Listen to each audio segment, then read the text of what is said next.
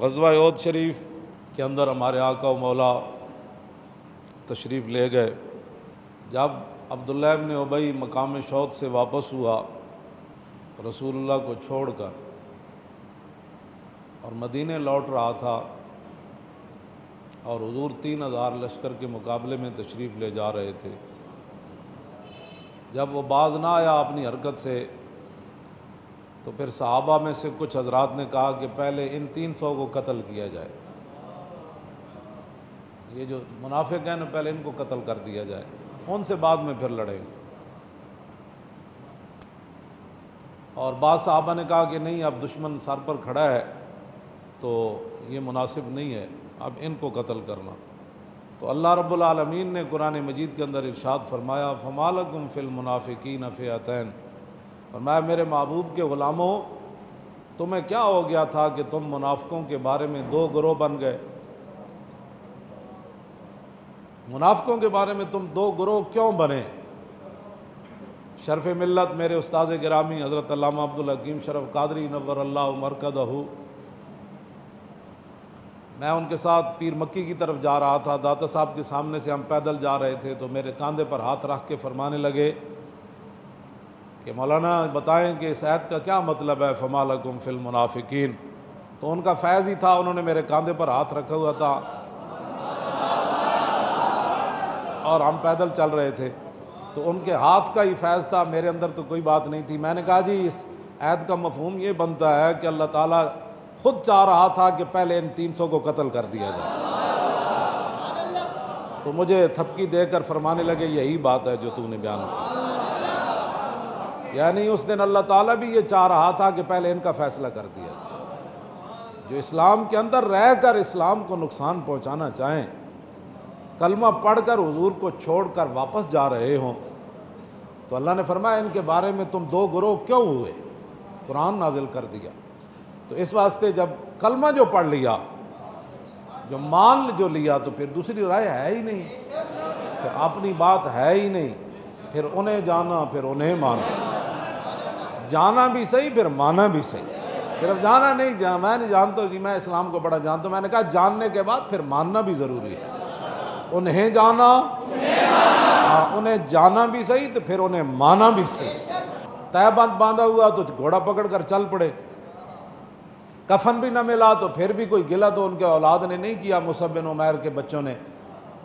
بیٹھ کر حضور کی بارگاہ میں تو نہیں گئے کہ حضور ہمارا باپ اسلام لانے سے پہلے 400 درہم کا سوٹ پہنا کرتا تھا،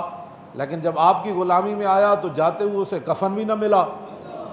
جب انہیں جانا اور انہیں مان لیا تو بات تو ختم ہو گئی، کفن ملے یا نہ ملے،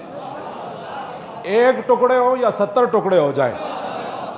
یہ ناک 7 کان رہے یا کافر انہیں کاٹ کر گلے کا ہار بنا لے۔ عبداللہ بن جاش کے ناک کان کاٹ کر انہوں نے اپنے مونج کی رسی میں پرو کر گلے میں ڈال لیے تھے، ہاں جی وہ ناک ساتھ رہے یا کاٹ دیا جائے، جگر کلیجہ اندر رہے یا امیر حمزہ کی طرح باہر نکال دیا جائے۔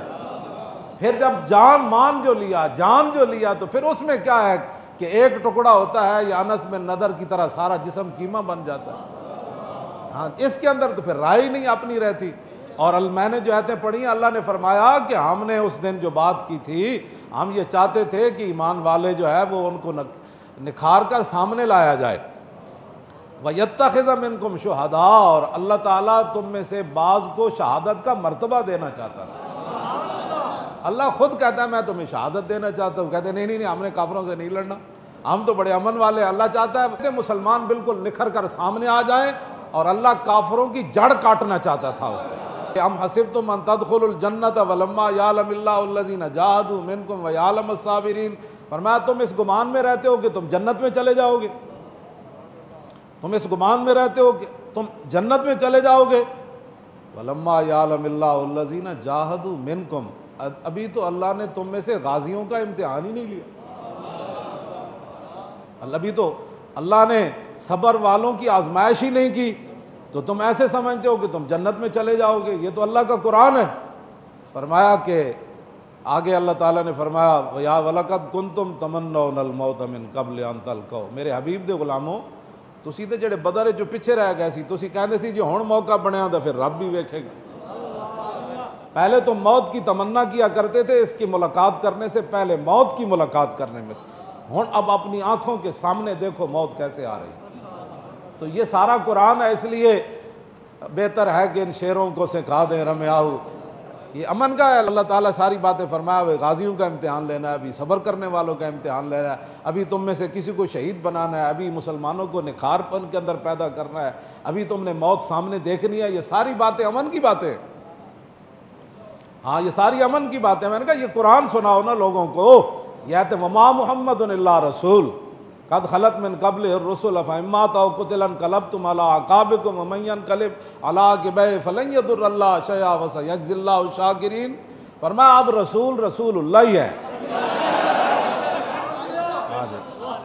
جب یہ خبر پھیلی نا کہ حضور پر حملہ ہو گیا، میں تو وہ لفظ ادا نہیں کر سکتا، قرآن نے بھی وہ بیان کیے ہیں، تو کہا کہ اس کے بعد پھر صحابہ کے اندر تھوڑی سی وہ کھلبلی مچی کہ بھائی حضور ظاہری دنیا سے تشریف لے گئے۔ تو پھر اللہ نے فرمایا میرے حبیب دے غلاموں وما محمد الا رسول، نام اس لیے لیا کہ تاکہ قیامت تک کوئی یہ نہ کہے کہ اس سے مراد یہ ہے، ورنہ میں اللہ نے اپنے حبیب کا نام جس جگہ ضروری تھا قرآن میں وہی لیا، ورنہ یا ایھا المزمل، یا ایھا المدثر، یا ایھا النبی، یا ایھا الرسول، یاسین، یہ فرمایا اب رسول رسول اللہ ہی ہے۔ قد خلت من قبلہ الرسل، حضور سے پہلے سارے رسول گزر گئے، اب یہ آخری رسول ہے۔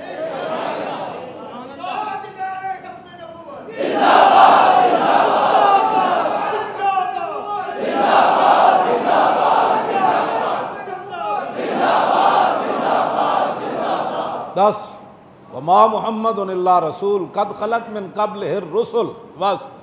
یہ ختم نبوت کی اتنی بڑی دلیل ہے۔ ہاں جی فرمایا بس رسول اب رسول اللہ ہی ہیں، بس پہلے جو گزر چکے، اب جب حضور ظاہری دنیا سے تشریف لے گئے تو پھر تم نے کدھر جانا ہے حضور کو چھوڑ کر؟ کیوں جی افإن مات أو قتل انقلبتم على أعقابكم، اب پھر تم نے کدھر جانا ہے؟ حضور ظاہری دنیا میں جلوہ گر رہے ہیں، تمہارے لیے یہی در ہے، حضور دنیا سے تشریف لے جائیں پھر بھی تمہارے لیے یہی در ہے۔ یہ قرآن کی نص ہے، بس یہی در ہے، بخدا خدا کا یہی ہے در، نہیں اور کوئی مفر مکر، جو وہاں سے ہو یہیں آ کے ہو، جو یہاں نہیں تو وہاں نہیں۔ بس وما محمد الا رسول قد خلت من قبلہ الرسل، بس رسول پہلے گزر چکے، یہ آخری رسول ہے۔ اب یہ ظاہری دنیا میں جلوہ گر ہو تو پھر بھی یہی ہے، اور اگر ظاہری دنیا سے تشریف لے جائے تو پھر بھی یہی ہے، بس